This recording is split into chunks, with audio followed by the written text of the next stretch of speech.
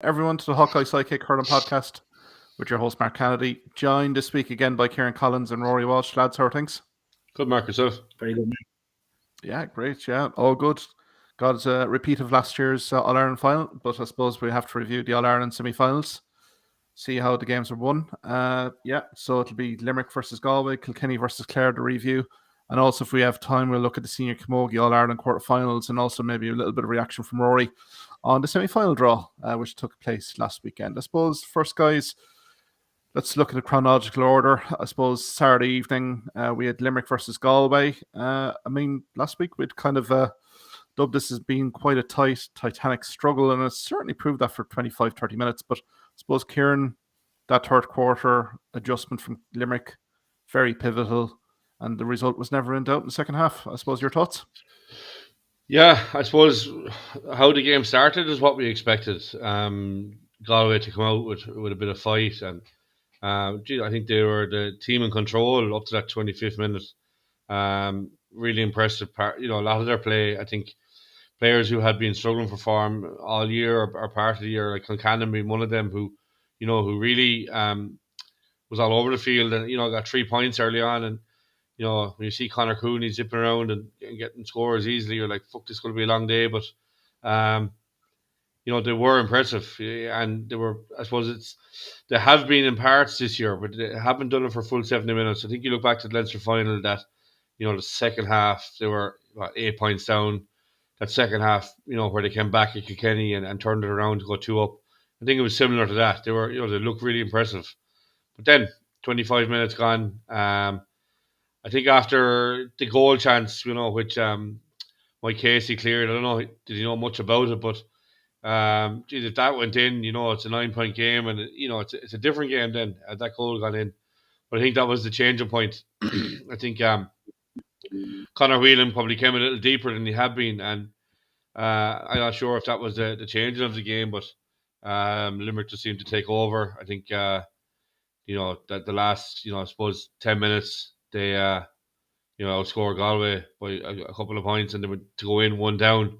And I think that second half, then, there was, we know Limerick is a third quarter team, and they historically have done well in the third quarter, come out, second half, and made the changes to what Canucks sees fit and go at it. But I think I suppose the first 10 minutes wasn't much in it, but after that, I think Limerick just started pulling away. I don't think it was a case that Limerick were just that good. Galway couldn't hold them. I think it was a case that, to me, it looked like Galway threw in the towel.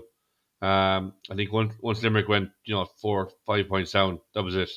I didn't see any fight from Galway there. They were a shell of the team that had come out and started the game. And I suppose really, without being harsh on them, like it's probably what we know of Galway in the past as well, where they can be hot and cold, and I think they have been that way this year, and I think for Sheffield, when they're looking back, it hasn't been a good year. It probably hasn't been a few good years. Like Kenny have won 4 in a row Leinster titles, and it's what is more than likely every year is nearly a 2-horse race. And I think for me, I think Galway have gone backwards this year. They have unbelievable hurlers. Maybe they need a little bit, like similar to Cork. Maybe need to drop a few hurlers and bring in a few workers. And, I think there's probably a few passengers in the team. I think Nyland, I've said it a few times this year, like I think he's been carried for frees alone. He's not doing enough work for me in open play. I think the problem's all over. But look, I suppose to concentrate in Limerick, I think I won't say they were back to what the best we've seen, but like I think really, Galway didn't give them much of a fight. But I suppose, look, it's good to see Keenan back in the field. I think he was a little bit sloppy in the first half, especially, but he gives you that vision, like the ball he gave for Reedy for the second goal. Not many guys can pull off them types of passes, but I think that game will stand to him, and that will do him the world of good going into the final. And I think I'd like to grow at Hegarty, hit a little bit of form as well. So probably a little bit of a Jekyll and Hyde performance in Galway, but I suppose from Limerick point of view, delighted to get over them and 9-point win and into the final. I don't think they'll definitely won't think that they're world beaters again after that performance, but nonetheless, it's a good result. And I think comparing the two teams, I don't think that Galway game took much out of the Limerick team compared to what Kilkenny would have gone under, to get through Clare. So hopefully, injury free and and I suppose a 2 week turnaround is a quick turnaround towards the final. Yeah, indeed, Kieran. Ruairi will get you in there. I suppose your reaction to that 9-point win from Limerick. Yeah, I know Kieran is right in saying it wasn't Limerick at their very, very best what we've seen. It was their best this year by a long shot in the second half. They were just, I think we've used the word before, composure about Limerick. Everything they did was compose and thought through, and Galway, in a way, I suppose, tactically played into their hands by bringing them back, because there's no better team, I think, in the history of the game that are able to play the ball out as Limerick can, find the loose up the field and then give a quality delivery into them. And by reducing a player in the forward line, you're just giving them that opportunity at every single time to get possession. But it was funny, like, it reminded me actually a bit more of the Mayo Dublin game from the week before in the football, where Mayo came out and went toe-to-toe with Dublin and goal chance, a bit like Galway did, and then suddenly it was a white flag and a bit of a collapse completely once they were 4 points. It went along those lines, so I know it's a West of Ireland kind of thing, but they were like their next door neighbours, Mayo, and fell apart. And it turns out the most disappointing thing about it was, like, it definitely looked like their effort completely died away in terms of their desire to get on the ball, and their fight, like, just dissipated in the second half. Compared to, like, the way they came out, it started electricity about them and a buzz and an energy, and their forwards zipping around the place. And it was kind of what we had spoken about last week. They might try and exploit the full back line of injuries.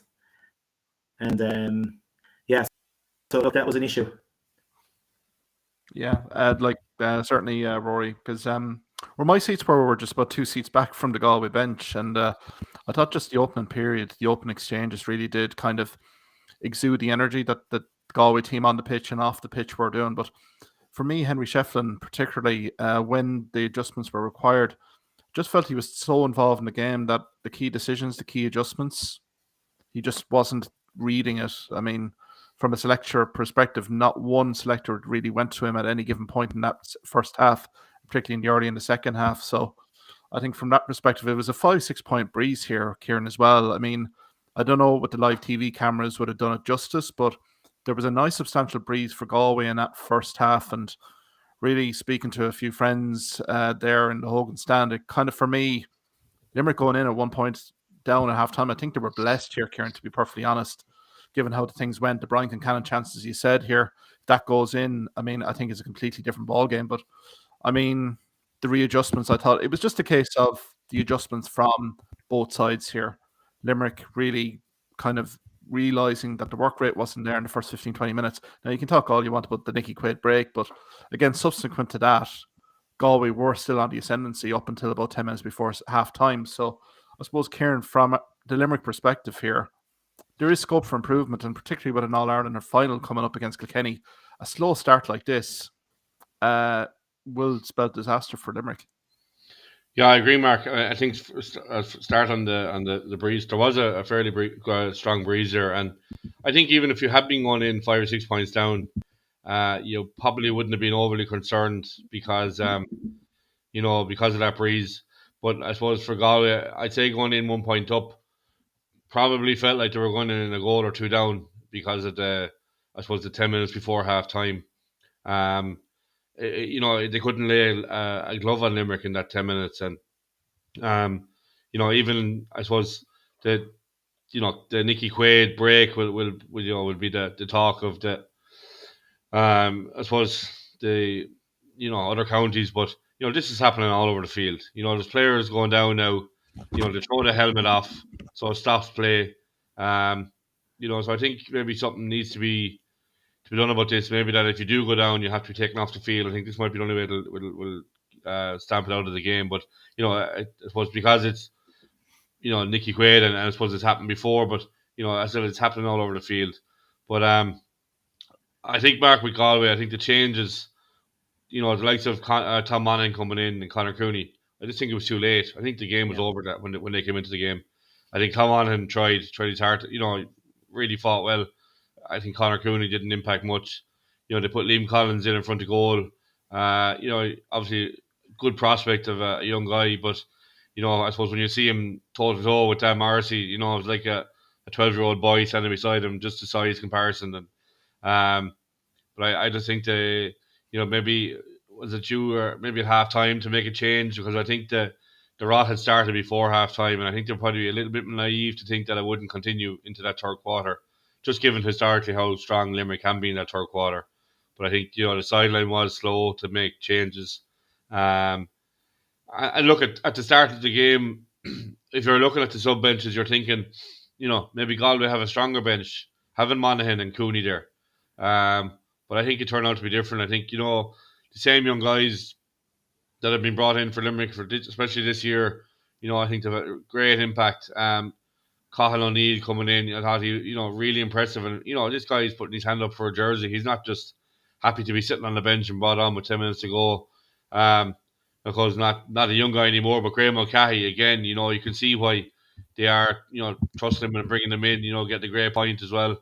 And I think that's the impact that, John Kiley talks about, is the sub impact. And I suppose it wasn't necessarily needed on the day, but, if this game did come down the line, so I think like Galway's bench maybe looks stronger, but I think the return and the fight you get from Limerick's bench was a lot more. Yeah. Ruairi, we'll get you back in there. Hopefully the line has improved a little bit. But I suppose we were kind of talking about Galway and their lack of adjustments, particularly before half-time. Given when you had Gearóid Hegarty, Tom Morrissey, Darren Donovan kind of getting back more deeper, really closing the space for Éanna Murphy and the Galway defence. But I suppose from your perspective here, in terms of where Galway go from here, what's your assessment of the Galway season? Yeah, and I was just just before I got cut off there earlier, I was just saying how Galway seemed to do exactly what we thought they might try and exploit the Limerick backs and drag them around the place. And they were doing that pretty well at the start. And then suddenly, got to 6 points, as we saw. I think Shefflin kind of thought, we have what we hold until half time, dropped the men back, invited Limerick on. And once Limerick got going, by inviting Limerick on, Limerick just grew into the game all over the pitch. A lot of their leaders came to the fore. Cian Lynch, I thought, looked back to his best. He won a lot of ball, spread it around. Okay, I know he didn't get on the score sheet like he can in the past, but was still a vital link in Limerick's play forward. The Limerick half forward line as well, along with Cian Lynch, Hegarty, Tom Morrissey, again, big games as well. Gillan as well inside. There was that one ball. All it takes is one catch over Dahi Burke, where it's the threat, I suppose, that most teams are worried about. We said this a few times. If he wins ball out in front of you and scores points over his shoulder, that's grand. Once he doesn't, catch that ball at the edge of the square and stick it in the net, because for a long time when Galway were well on top, that goal kind of kept Limerick somewhere, in the game. It was just disappointing in a way from a Galway point of view that they didn't. As he said, Kieran, when the game was drifting away from them, that the substitutions didn't happen until they were out of the game completely. Limerick were the ones that seemed to get the fresher legs on and earlier, and they were a winning team, just kind of nail it home, which they did very well. And just not to preview next week, but I just think Limerick, for me, Limerick looked to be in a bit better shape than Kilkenny going in there. They're just getting back to where they were. They just have more threats up front as well, I think, now with more players hitting form again, and also they have a better bench too. So, but look, we'll get to that again. But overall, from a Galway point of view, it is for next year. They do need to put in, as we were saying there, a few more warriors into the team. It's surprising, for a Kilkenny man, where Kilkenny's pride themselves in having forwards that can win their own ball. That Galway have 2 or 3 forwards that have to be played certain type of ball. Evan Nyland, as Kieran said, is a prime example of it. He rarely wins 50-50 ball. And when you get up against the big teams, like the top teams, the All Ireland champions, you need to try and overcome them. You need ball winners, and you can't be relying on Whelan to win everything inside. You need ball winners across your forward line, and that's something that they're lacking. Yeah, absolutely. Based in Galway, I was with a busload of Galway fans before and after the game anyway. And look, I think the immediate reaction was, Limerick were far the superior team. But I think there is kind of philosophical notes coming out of Galway, like the Castlegars, the Oran Moors, even Clymer Dailies. in terms of year 3 for Shefflin and where the improvements have to be made, because there does seem to be a gap has opened up here between Limerick and Galway. I mean, even looking at the league fixture in Salt Hill as well. So I think there's going to be a bit of soul searching here in Galway, particularly the run game, I thought as well, particularly, being so promising in the first 25 minutes. That stopped. And I mean, it really needed the half back line of Galway really to drive on a bit. And it never really happened here, Kieran. I mean, I think we can say about implosions and everything else, but we've been talking about leadership here in this Galway team. I mean, it came to the party against Tipperary, but when the questions were asked here against Limerick, unfortunately, not too many people really stood up to the plate. For me, the warning signs were there against Tipperary. I don't think, I think Tipperary probably made, Galway look good. But I think on that day, Tipperary were woeful, like, don't forget. And the fact that they were only a puck of a ball away from Galway in the day, I think shows you possibly how poor Galway are and possibly were this year. Go back to that first half against Dublin. Dublin have been, not average, I suppose, at best, and to take Galway to the cleaners like they did in that first half. Okay, look, Galway came back at them. And I suppose that collapse against Kilkenny. There's been so many frailties this year.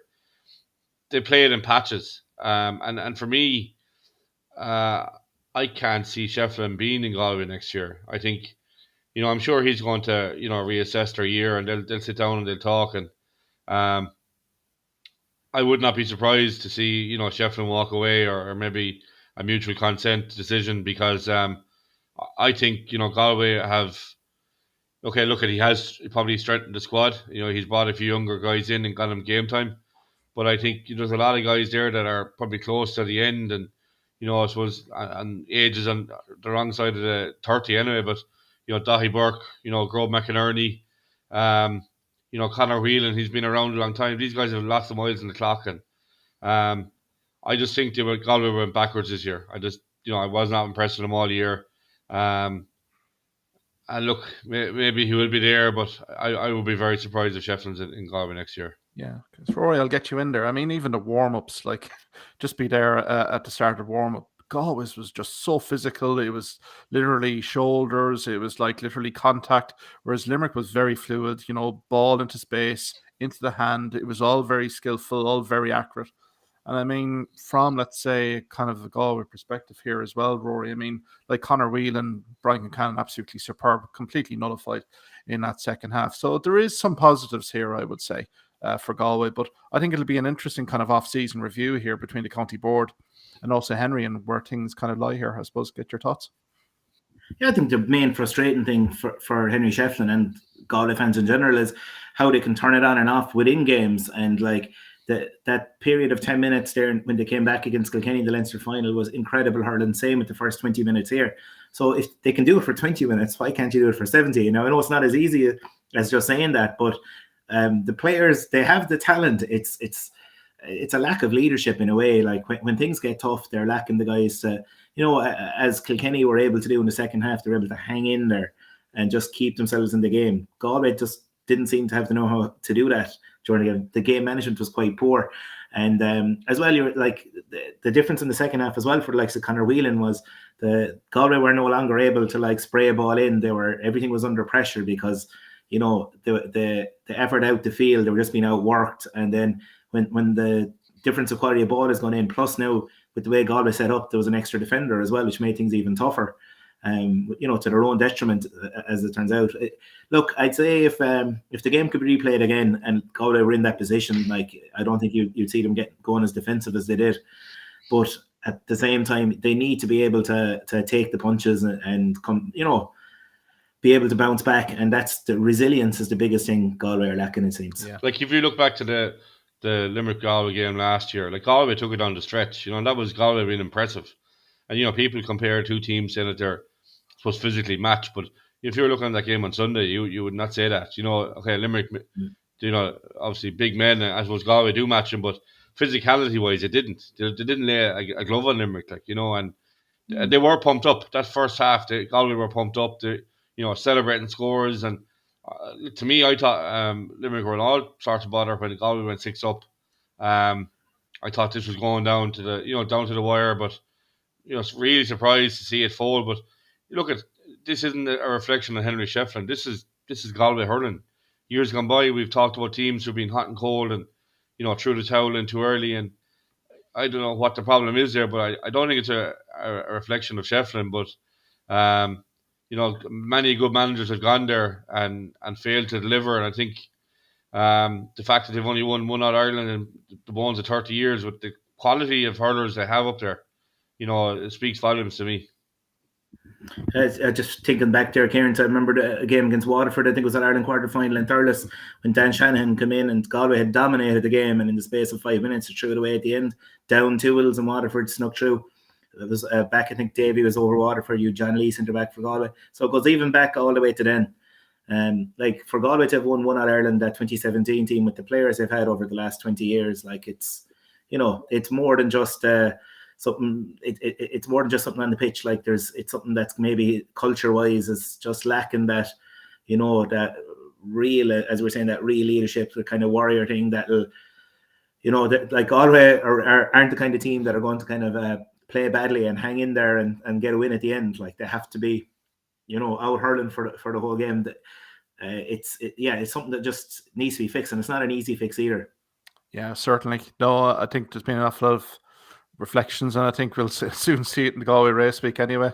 Be various celebrities in Galway, hurlers probably there inside in Galway Race Week. I think there's plenty of reflections here in Galway. It's a sad way to end the season, particularly going into that Leinster Senior Hurling final under traumatic Killian Buckley goal as well. So look, they'll have to dust themselves down and move on. I suppose Limerick here, Kieran. I mean, the halfback experiment with William O'Donoghue. How do you assess the performance of William O'Donoghue there, and maybe Darragh O'Donovan as well for the sporting role here? Personally, I thought Will O'Donoghue looked a bit lost. You could see him on puckers, especially. He was like one of these guys in the foosball table over and back. I don't think he knew where he was to be, but I suppose once he got through the first 25 minutes, Galway didn't run at him, and I suppose it wasn't a fair, test to him playing six there. I suppose the one thing that, shows how tight the Limerick camp is that, it didn't come out. And usually these things come out in the media before it. And I suppose the fact it didn't is a very good sign. I suppose, look, he was there. I suppose his main reason, like Hannon's main reason to be there is for distributing ball. He was there as a blocker, and to stop guys running at the heart of the Limerick defence. But, look, I suppose he did okay, but I don't know. Will you see him there in the final if Declan Hannon isn't back? I think Kilkenny would really exploit that if that was the case. But look, I think it's. We said it last week. We didn't know how it was going to be to play without Hannon. He's always been there. He's such a big figure back there. He's a leader. I suppose. Look, it was a tough position for Will to stand into, but I suppose he gave it his best, and he did okay regarding the circumstances. Like, yeah, I just thought as well it was clever out of the Limerick management that they didn't try and replace Declan Hannon with a similar type player. They just said we don't have another Declan Hannon, so they they went with a different type of centre back, and it just shows a bit of outside the box thinking that they don't think you have to replace like with like. As we know, like there's various types of centre back, and they went for what they thought would be the best fit against Galway. And look, as Kieran said, he didn't look like the perfect six, but he got through it fine. And look, I presume, and one thing I had heard from Limerick camp going out was how well Donovan had been going in training, and you could see that during the game. Like he dominated that middle third. Like he was the out of the four players in there, he was head and shoulders above, and really powered Limerick on, especially early in that second half during that spell, that purple patch Limerick hit. Like Donovan at the centre of everything. I think he probably took on that distribution role that we know Hannon for, and delivering ball into Gillane. I think some of the balls he gave into Gillane and Seamus Flanagan were exquisite. Like, and I suppose he's one of the young unsung heroes there. I think when you start naming players in the Limerick team, he's probably one of the last names you'll name. I thought he had a really good game, and I think he's had a really good year. And I suppose it's credit to the hard work he's putting in, but I suppose it'll open up another question mark for centre back role for the final if Declan Hannon isn't fit. Because I don't see Will O'Donoghue being there for the final. Yeah, no, and to be fair, I think three other Limerick guys that really stood out. I thought David Reedy, particularly in the middle third as well. I thought he got on a mount of ball really, and he's just a superb hurler. In terms of his vision, the distribution, I thought very much on point. Dan Morrissey inside the full back line, particularly when Limerick were getting peppered. I felt so sorry for like Mike Casey there, particularly Dan Morrissey, but I thought was very close. He's very good. Very, very good, yeah. You know, he really did nullify Concannon to the extent that Concannon really did get to be a very frustrated figure. Even before the Barry Nash incident, there was an incident there with Kyle Hayes as well, particularly with the helmet being ripped off Hayes. I thought maybe James Owens might have done something there, but it just goes to show Dan Morris's performance. The Galway inside full forward line was completely frustrated. And what can you say about Kyle Hayes? I mean, second half wise, he was just an absolute machine going up and down that flank, supporting and defensively was just so on point. And I thought he just broke Galway's resistance, particularly in that third quarter. I mean, 1-8 to 3 points. I mean, game's over at that stage from a Limerick perspective. And look, they'll go into the All Ireland final. I mean, there's scope for improvement, obviously, but I suppose Kilkenny lying in wait here, Ruairi. And I suppose, can we get your thoughts? I mean, hopes were high last week. We all had tipped Clare to do the job. I didn't know Clare played sweepers. Yeah, I was so sickened it took me until yesterday to actually watch the game back. And yeah, and basically what I kind of thought coming out of the ground was confirmed for me watching it back as well. Yeah, I suppose for me, the three factors that we lost the game was, first of all, management decision to go with a sweeper when we weren't used to it all year. Hadn't played it since the Davy days. And look, at the same time, had Clare gone in maybe a point or two down, and then there was that small bit of breezy bucket was still there, and if they had got to half time without conceding a goal maybe, and then tore into Kilkenny's second half, then people would be saying what a great move it was to nullify Cody and the goal threat and so on. But yeah, like knowing Shane Murray from my own club, like for us in Sixman Bridge, he plays midfield, wing forward mainly, that time wing back. Yeah, he's a very versatile player, but I hadn't seen him playing sweeper in a long time. Ended up maybe when Dublin pulled the player back, he kind of ended up as a default sweeper, let's say. But probably, I don't think it's something you can just switch to like that, without even doing it in league games or whatever.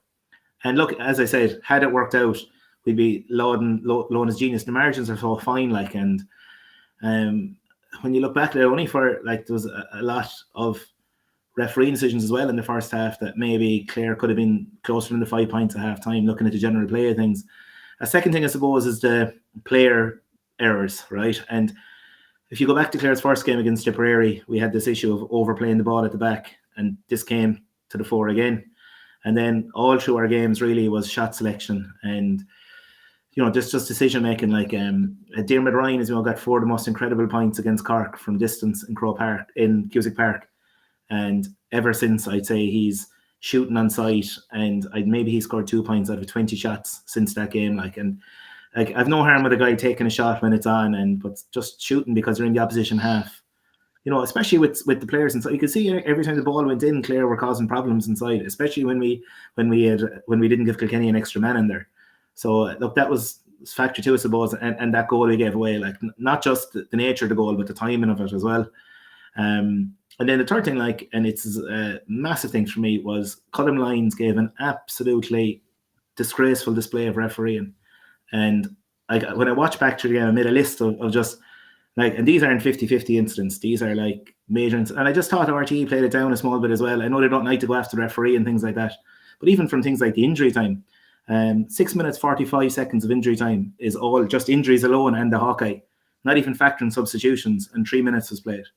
And I just wonder if Clare were actually up by 2 or 3 points, would there have been 3 minutes injury time? I know, I'm not trying to call conspiracy or whatever here, but I just have a feeling there wouldn't have been.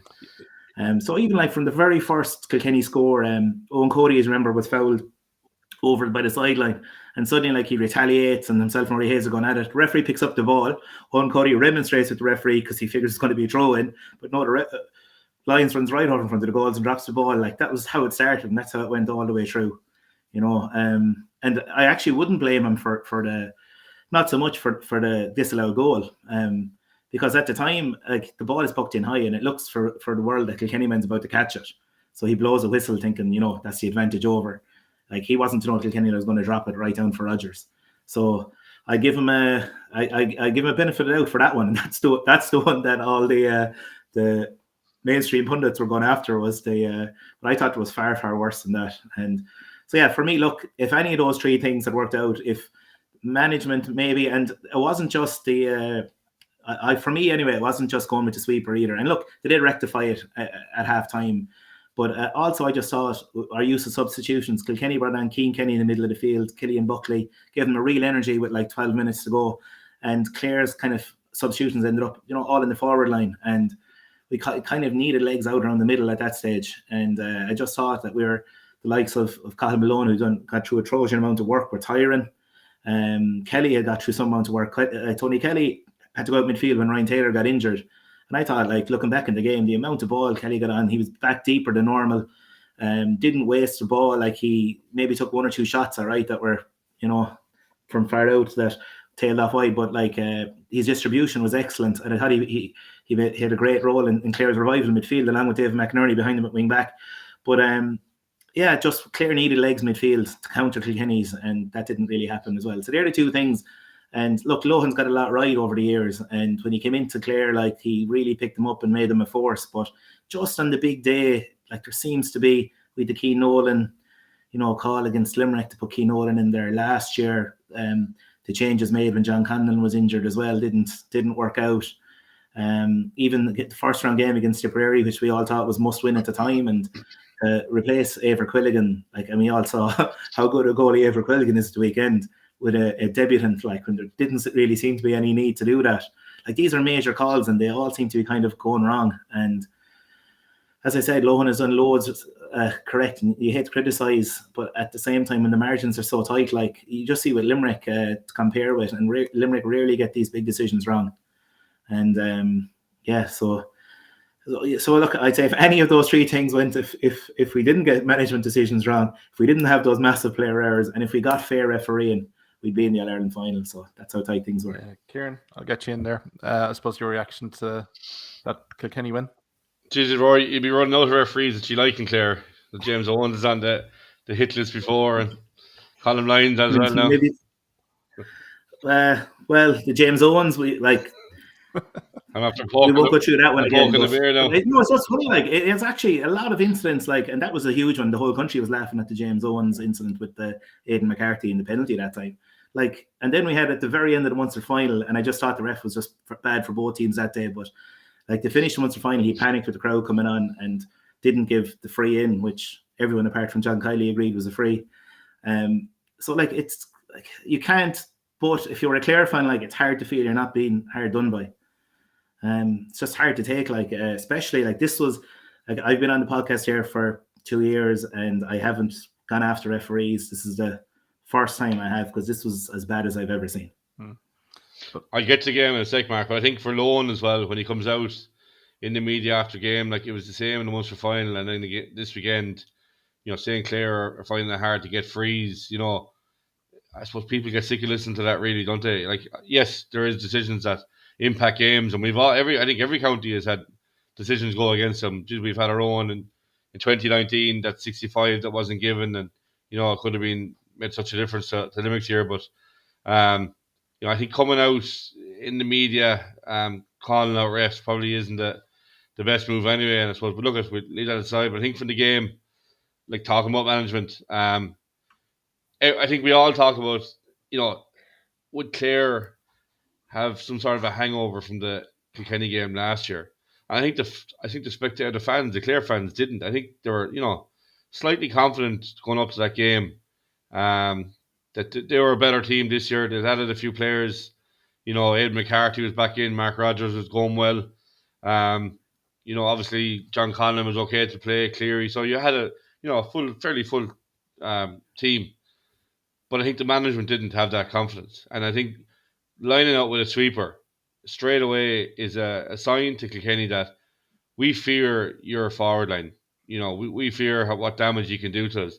And I think it's a sign of fear going into that game, that had they gone 15-15 and played the way they've played all year, like they played Limerick twice, won by a point, lost by a point, to what the people will say is the best team in the country. So to me, I just did not get that decision. I can see, obviously Cleary was only back from injury, and I suppose Conlon had been out as well. So was it to strengthen up the in front of goal? I just can't see any sense in the decision. Like, go if it's something you've been doing all year, fair enough. But just to bring it in for an All Ireland semi-final, I think it showed that, I don't know, was it lack of confidence in their own guys, or I think it was just an upper hand to Kilkenny straight away going into that game. But I think, look, Clare, I know I said it last week, like they're being a little bit rash in tackles, and it's kind of, you're saying pot called the kettle black with Limerick as well, being similar. But I think you see that with the 5 yellow cards. But Kilkenny bring that hard, that tough work rate. But I think they're a little bit more disciplined in tackling. But like when you're giving away frees, you have TJ Reid on the opposite team, he's going to knock him over for sport. Like did he miss one all day? So 12 points coming from. Was there 11 points coming from frees from TJ? And 165, yeah. And exactly, yeah. As well, wasn't there? Yeah. Yeah, so I think, and then added into that as well for Clare is that, the shots, the succession rate, like 58% success from shooting. It's been an issue all year. I don't think it has improved. I think shot selection is obviously a major contributor to that. I think, you mentioned Ryan wing back, some stupid shots. I think we saw that with Limerick years ago. I think Dermot Burns was guilty of it before, taking on shots that should have been taken on. And I think also frees as well. Clare missed 3 frees. Had they been taken, I think Rogers missed 2 and Kelly missed 1. Maybe if 2 of the 3 have been taken, it's a 1-point game. Like, you just can't miss your frees. You have to, and I think it's another issue that has been there for Clare. Definitely not so much this year when McCarthy was playing, but I think, over the last few years, like we've seen, Tony Kelly's a wonderful hurler, but he's not a natural free taker. I suppose it's a little bit of a struggle to have. But look, I think, you just know what you're going to get with Kilkenny. Like, they're just so honest. The work, they just don't give up. They're never beaten. Like, when Clare came back into that game in the second half and went, was a point or 2 up, we saw Galway fold when that happened to them against Limerick, but Kilkenny don't. That it's not in them. And I think they have to be commended for that. I think Cody as well was he's in top form, scoring 1-5. I think Adrian Mullen was huge for Kilkenny, getting him back in the field, and that game will do him the world to go into the final as well. And look, we talk about Limerick starting to purr a little bit, but Kilkenny would have no fear, and I think they'll relish a chance at Limerick, and they'll bring a huge intensity. And as you mentioned earlier, Mark, if Limerick don't start well into that game and get straight at it, Kilkenny will. They will, and I think it makes for a great final. I think either 2 teams that would have come through would have made for a great final, but I think for Clare, like there has been issues there, little things that have been there all year, but they weren't rectified as the year went on. Yeah, I completely agree with you there, Kieran. I think you have to give credit to Kilkenny as well.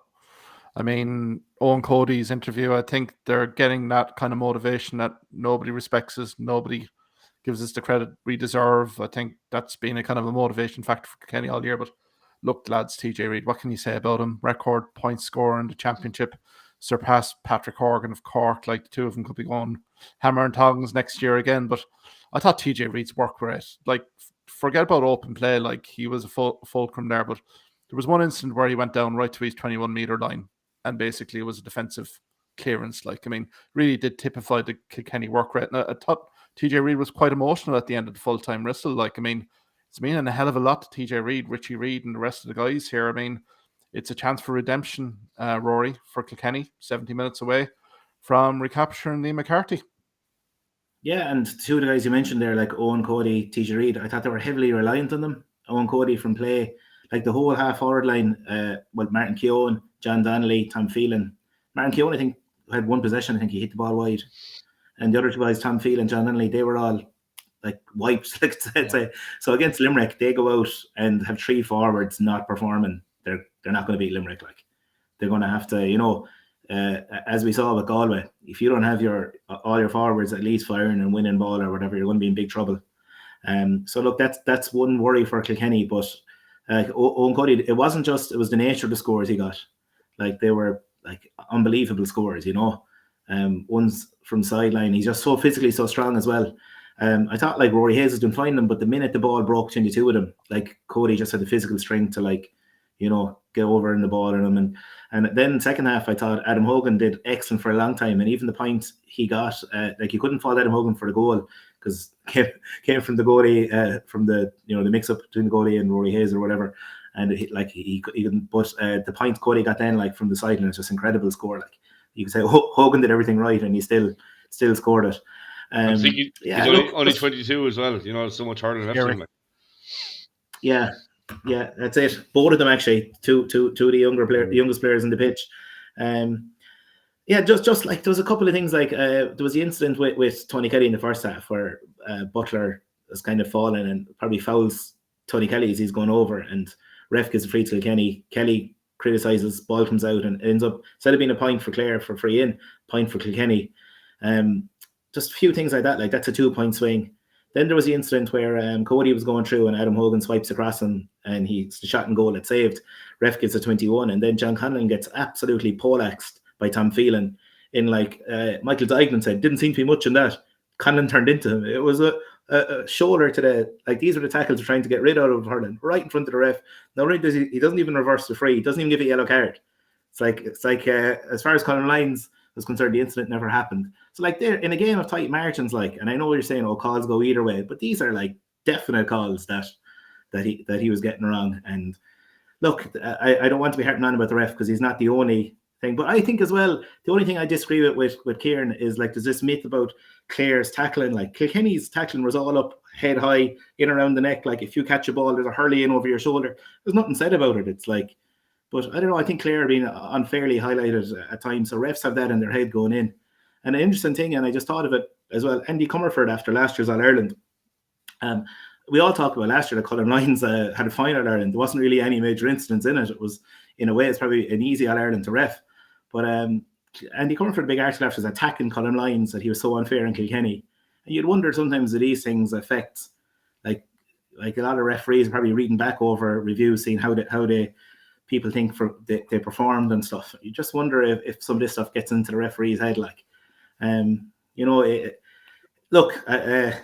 we said, I would agree though with the shot selection has not improved from game to game, and when you have such kind of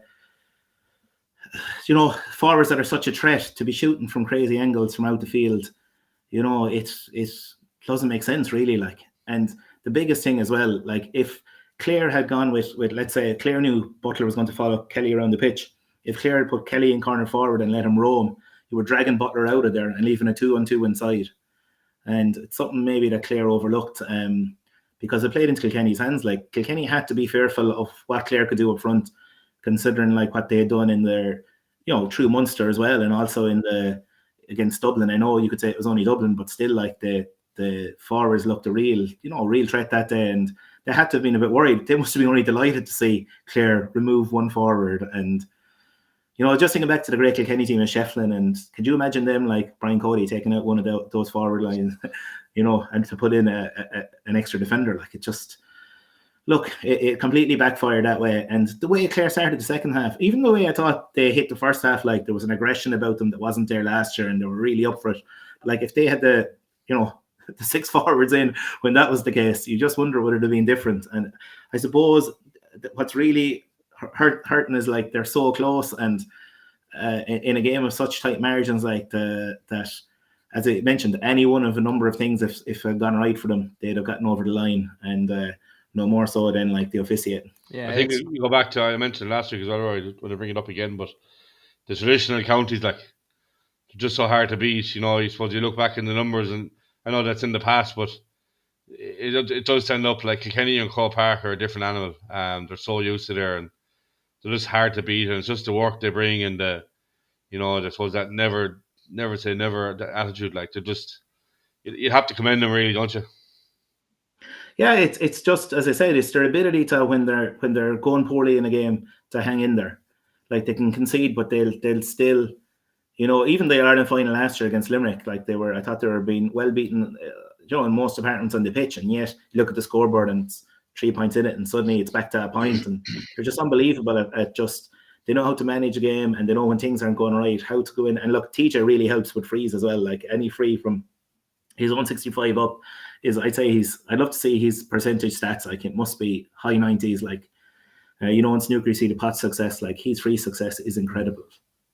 No, it's incredible, Ray. I think it's about 91% I'm compiling a few stats for the blog post during the week, and like he's not missed many, to be perfectly fair to him. But I suppose look at Walter Walsh, Conor Fogarty with that vital flick in that opening half. Richie Hogan comes on for the cameo, but lads, can we talk about Owen Murphy? My God, is he the All-Star already locked in after that save on Peter Duggan? I suppose, Kieran, that was such a sensational save here and right at the end. And look, you know, the Denmore man is just producing again year on year. Yeah, I think the two number one goalkeepers in the country are definitely in the final. I think that save alone will probably win that All-Star for Murphy. Just I suppose it's so late in the year as well. I think he's improved. I think, you know, you'd have always given Quaid the one up on his distribution. I think, you know, Owen Murphy has improved. The Kilkenny game has changed and they're starting to mix it up a bit. And but geez, that was some save. It was just a short reaction time, and that was a game changer as well. There were so many in that game. Like there were so many moments in the game that could have changed the game. I suppose the disallowed goal, you know, the Fogarty flick as well, or the block. You know, I suppose Clare had their chances, and I suppose on other days they might have. He made a save from Shane O'Donnell, and it came out, and two Clare lads kind of got each other's way.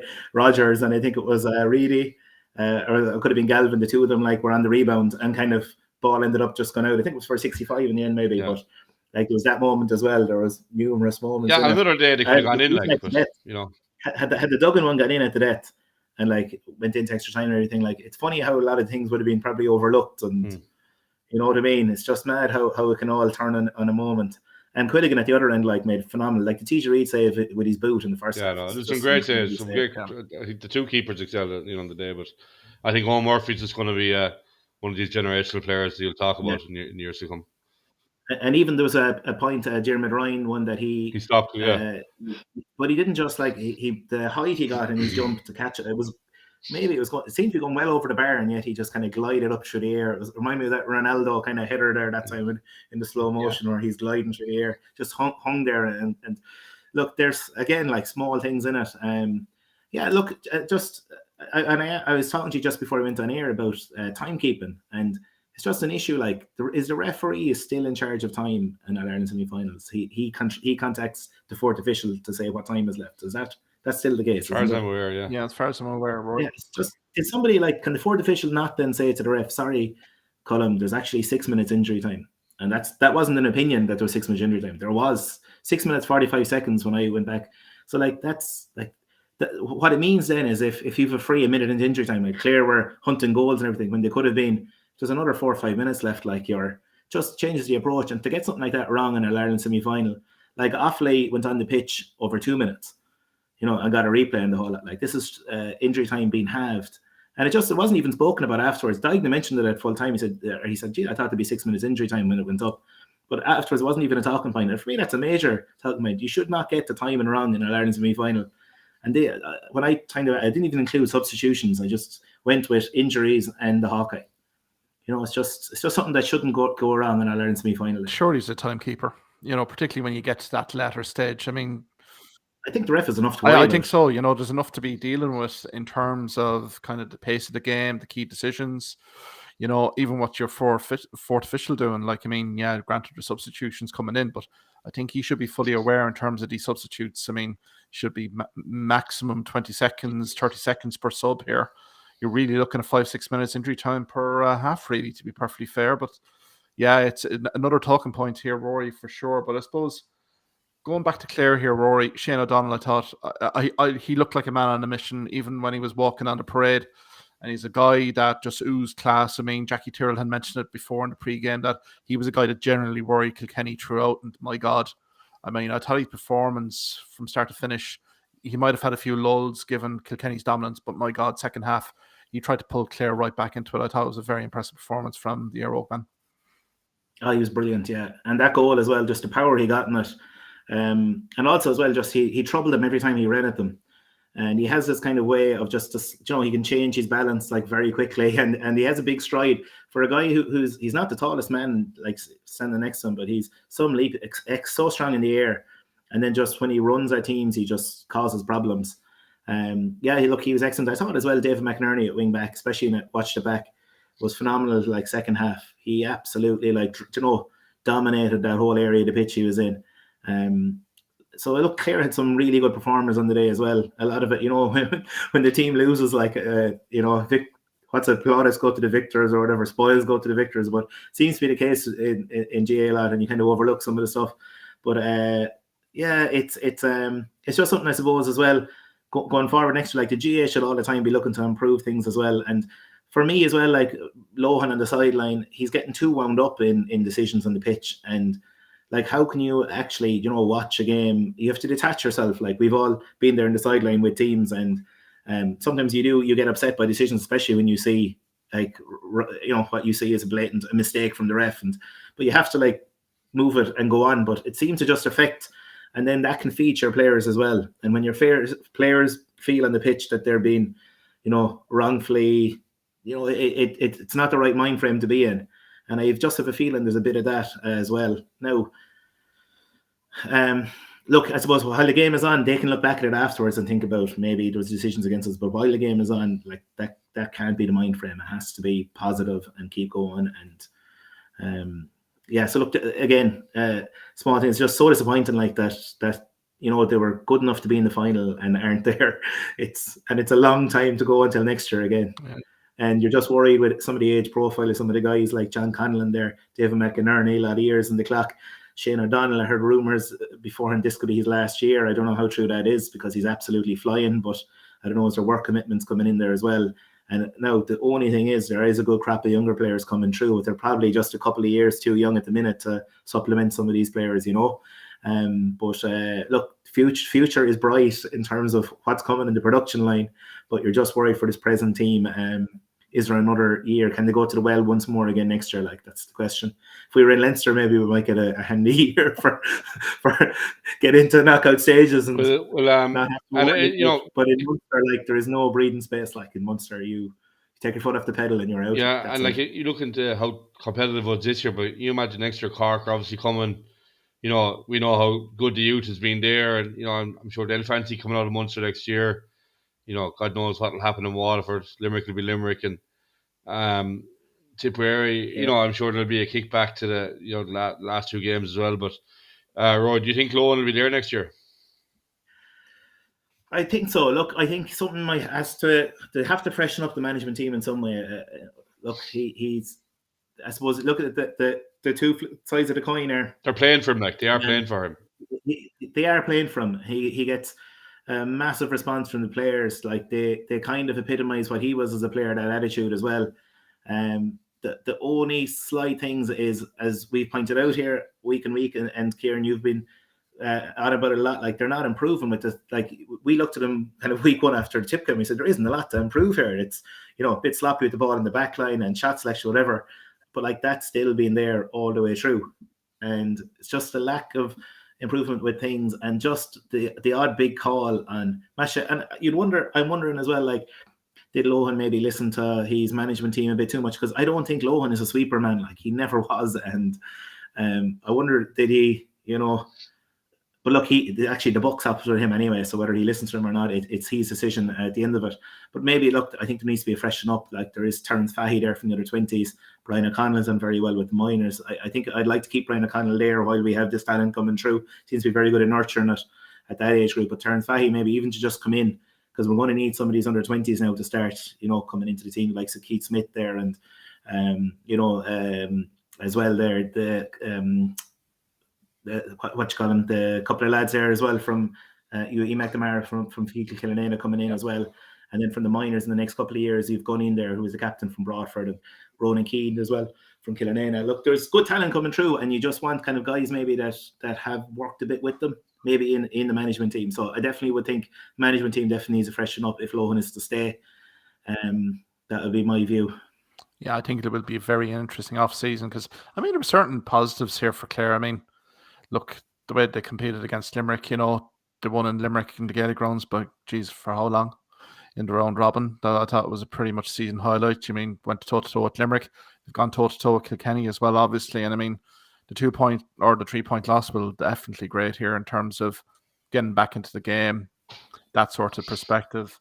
I suppose it's a key decision for Brian Lohan as well, 4 years in charge now. Does he commit to another 2-3 years? But as you say, Brian O'Connell in the under 20s, will there be a clamour here within Clare to maybe in a year or 2 years' time have a bit of a transition process in place here.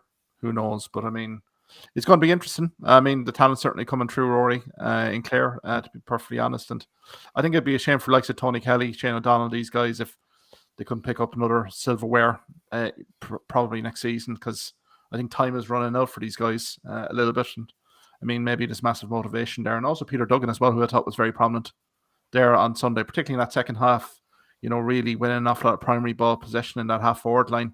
Thought he had David Blanchfield in all sorts of trouble, particularly in that third, fourth quarter. So, look, I think there's an awful lot to be positive for Clare. It's the fine margins here, and it's really the shot selection. It's trying to know your squad depth a little bit, particularly in the league.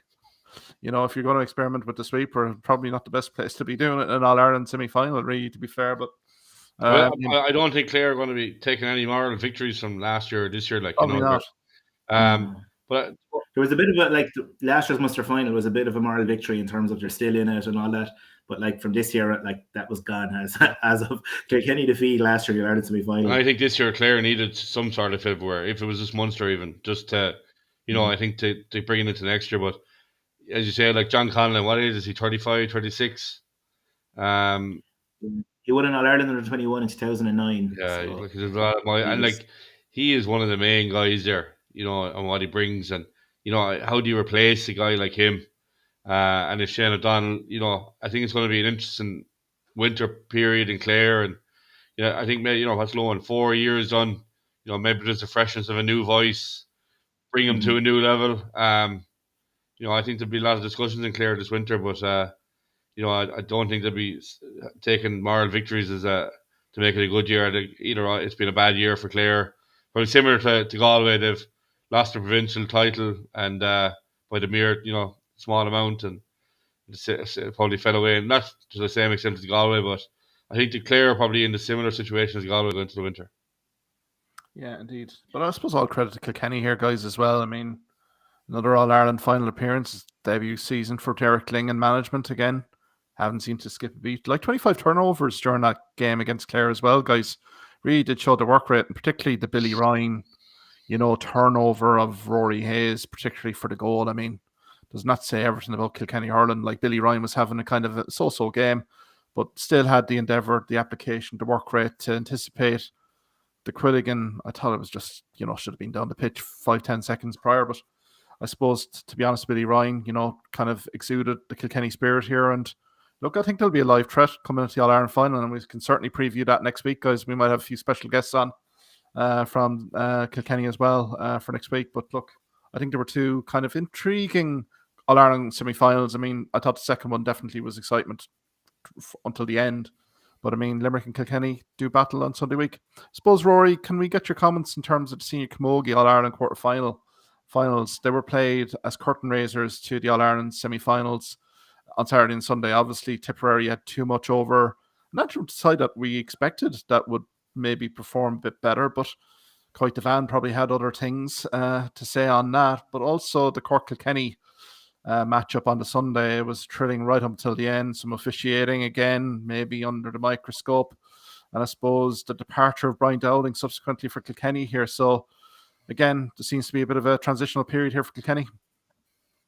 Yeah, and to be honest, Kilkenny threw in a massive performance in that game. They hadn't been going well this year. They'd taken a long time to kind of recover from last year. They had a poor league, and then, as you mentioned, in their group, they drew 2 games and beat Dublin. That's why, they ended up in quarter-final stage, let's say, and Tipperary won that group, which would have been a shock. Like, when the draw was made, everybody would have thought All-Ireland champions Kilkenny would come out of that. So they threw in a huge performance, and at one stage, they were typical Kilkenny. They were 5-6 points down, clawed it right back again. Cork would have felt aggrieved, I think. A couple of big decisions. There was what looked a penalty coming down the stretch that wasn't given. It had it gone the wrong way, but still, it was it was a great game. And look, it's good to have these matches as a curtain raisers for the semi-finals, because it gives a chance for people to go and see the talent that is there and the strength of Camogie. And the other game then, Tipperary are the surprise package this year. They have they followed up, they backed up a good league with a really strong championship showing. And look, Antrim did well to get to a quarter-final. They're not long up in the senior ranks, but the draw makes for an intriguing semi-finals now, because It's Galway versus Cork, and it gives Tip and Waterford at the other side a chance for a new team in the final. Waterford were in the semi-final last year, very unlucky to lose out to Cork in a tight game. Led most of the match as well. They're getting stronger every year. Likes of Kate Lynch at the back, Rachel Walsh, and then up around playing as kind of a loose midfielder as such. Or then you have Beth Carton as well up front. And look, Waterford have serious talent as well from Tipperary point of view. Then you have as you mentioned, Caught Devan, Eamon McGrath. They've serious potential up front. Casey Hennessy then midfield, so they've scores as well all over the place, and it's going to be makes it the two semi-finals. The way the semi-finals have drawn makes them both really intriguing because, as we know, Galway Cork, the history they've had over the last 10 years, it's going to be really hard to pick your winner from that one. Galway got the better of them in the league final, and Galway at that stage were still experimenting in the league. Siobhan McGrath was still being rested, and a few players like that. So I think they had 6 or 7 changes from their team that they played in the last All-Ireland in the All-Ireland semi-final previously, and yet they still beat more or less Cork's full team in that game. So they'll have to repeat that one. And then just the fact, as I mentioned there, that Waterford and Tip, you're going to have a new team in the final that haven't been there, like Waterford. I don't know. I think I don't know when was the last time Waterford in the Ireland Camogie final. It could potentially be their first. Tipperary's had a very strong team maybe 20 years ago, and it'll be their first time in a long time in the final as well. So it gives a real opportunity for those two teams. So they're semi-finals that that are worth watching because either one's going to be really tight to call. Yeah, I think they're going to be 2 fascinating fixtures. I mean, from a Cork perspective, got the job done just about against Kilkenny. You have to give massive credit to the Kilkenny goalkeeper. I thought was outstanding. There was 4 or 5 goal efforts here that should have been goals, didn't. And Denise Gall, what can you say about Denise Gall? Just absolutely phenomenal on the day. Single-handedly nearly won the game for Kilkenny. I mean, the player of the match award, compared to 2 player of the match awards, from the All-Ireland men's and Camogie. I'm not going to go into too much, but I thought it was a bit embarrassing, really, to be fair.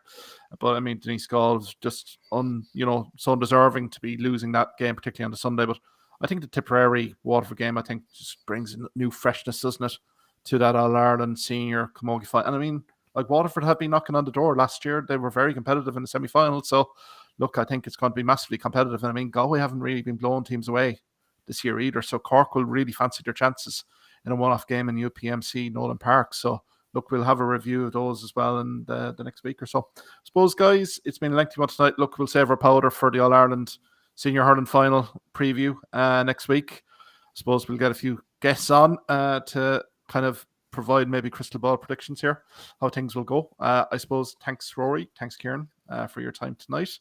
I suppose, we'll chat next week. Okay, guys, take care. Thanks, Mark. Thank you. Cheers. Thanks, Mark.